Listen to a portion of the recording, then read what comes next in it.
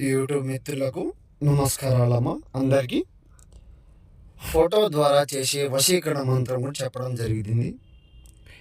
ఎంతటి మొండి వారైనా కూడా మీ దగ్గర రావడం జరుగుతుంది, మీకు లొంగడం జరుగుతుంది.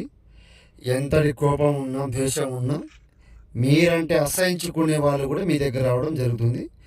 గురువు గారిని సంప్రదించడము పూర్తింప సిద్ధి చేయడం జరుగుతుంది. నా దగ్గర మాత్రమే లభిస్తుంది రిజల్ట్.